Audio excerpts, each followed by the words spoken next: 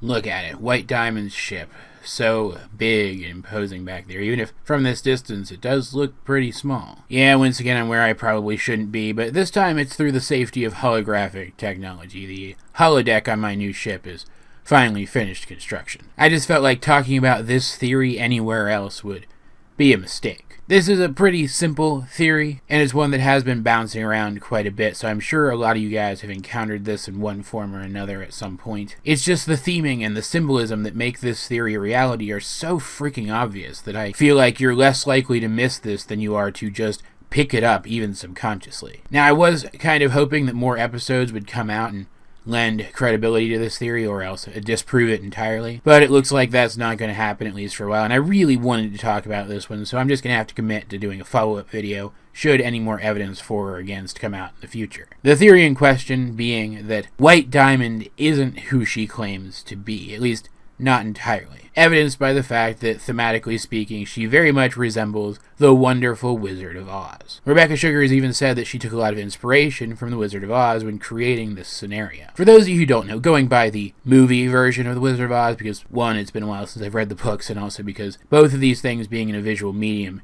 means there's going to be more crossover. In the Wizard of Oz, the wizard was a supposedly powerful magical being, the ruler of the Great Emerald City, who had the power to grant wishes to people. So, fish out of water Dorothy, thrown into the land of Oz, completely independent of her own will, along with a band of merry travelers who also have their own wishes, travels to the Emerald City in the hopes of asking the wizard to send her home. And spoilers for a movie that's like 80 years old or something at this point. But it turns out that the wizard is a man behind the curtain. It's actually the originator of the man behind the curtain trope, if I'm not mistaken. The wizard is just some dude with some neat pyrotechnics. The giant floating head that he appears to be is just a projection. It's not real. And while he has real authority in this place, he doesn't have any real magical powers. So at least some of his power is an illusion. And his entire facade is fictional, artificial. And while he does have a certain amount of wisdom to him, and he is capable of other things other than magic, it's not like he's some complete fraud, he definitely wasn't who he seemed to be. The primary reasons that White Diamond gets compared to this character are mainly aesthetics, so we're going to be talking about those aesthetics here primarily. But we are going to delve a bit into the themes as well. In terms of aesthetics, there's stuff everywhere.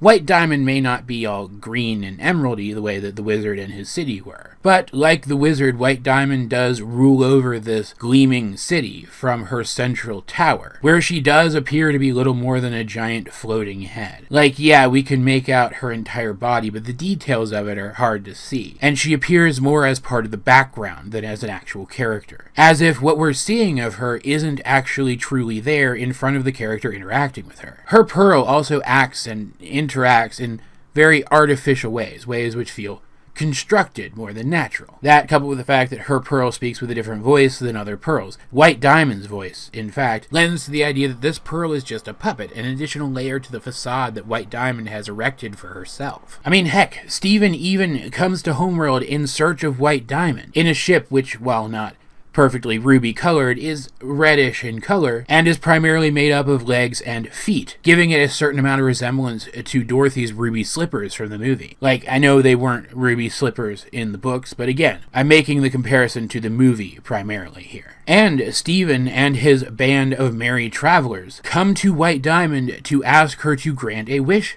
for them, something that they can't accomplish on their own, at least as far as they know. That being the restoration of the corrupted gems. As a bit of an aside, this is one of those additional reasons why I do think that Steven and the others are going to be able to cure the corrupted gems on their own, since, again, spoilers for Wizard of Oz. I can't believe I'm actually worried about that. Dorothy had the power to get herself home the entire time. She didn't need the wizard at all. If White Diamond is an analog for the wizard in this scenario, then that means that Steven has the power to do what he asks of her himself. Either way, though, this theory suggests that White Diamond, or what we perceive as White Diamond, what we have seen to be White Diamond so far in the series, is in some way a false persona. That the true White Diamond is someone or something else. And honestly, I could end this video right here, having gone over the theory with you guys, I think, in pretty good detail, but I have some additional thoughts on this as well. Some ideas as to who it may be who is the man or the gem behind the curtain in this case. The most popular version of this theory that I see floating around, and one that I think is probably the most likely overall if this ends up being true,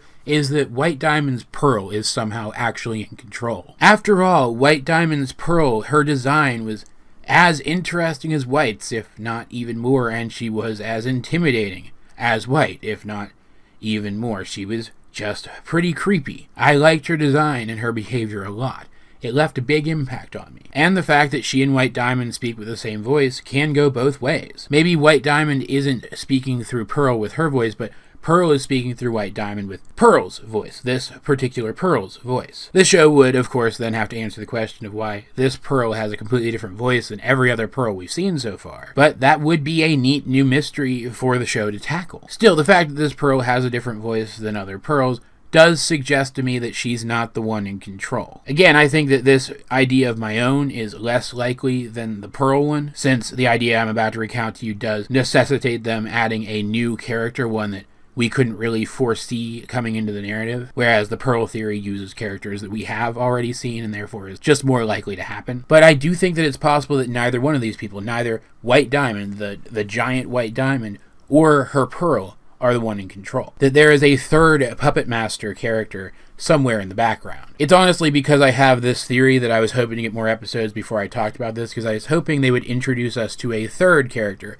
associated with White Diamond, someone who could fill this role. Someone who maybe, just maybe, sounds like they might be a character who is played by the same voice actor as White and her Pearl, doing a different voice. Or maybe a character who doesn't have a voice, a character who doesn't talk at all. Someone who, if they don't talk, when they finally do, speaks with the same voice that White and her Pearl use. I honestly think it's entirely possible that White Diamond isn't a diamond at all, that the White Diamond that we see, the giant being that we see, isn't her actual form, and not in a shapeshifty sort of sense either. That she looks like a piece of the background because she literally is a piece of the background. She's an object in the background that someone is controlling. That she is the giant floating head that the wonderful Wizard of Oz used to communicate with his subjects. I mean, think about it. If Stephen came to see the wizard in his ruby slippers, he landed right in front of the wizard's giant floating head. The symbolism could not be more clear. Then again, the fact that White Diamond exists within that giant head in the sky does also kind of suggest that White Diamond herself fills the role of the man behind the curtain in this scenario, but you still get my point. It could go either way. And I think that this works pretty well thematically with the whole rose quartz was actually pink diamond thing. If the quartz leader of the rebellion against Homeworld was actually a diamond, wouldn't it be interesting if the leader of the diamonds was actually something lesser than a diamond, some other kind of gem, playing the role, making her both a parallel to Rose and an inversion? I don't know, maybe the show isn't going this way at all. Maybe R. Sugar just liked the aesthetic enough that she worked it into the story without any of the themes carrying over at the same time. But I think it would be very, very cool if some of those themes did carry over, and there was one last major twist regarding White Diamond left in the series. But what do you guys think? Have I managed to expose the inner workings of Homeworld with this theory, or should I ask the wizard for a few more brains? Let's get a discussion going in the comment section down below, or over on my Discord, link in the description. But either way, this has been AJ22, and I will talk to you guys later.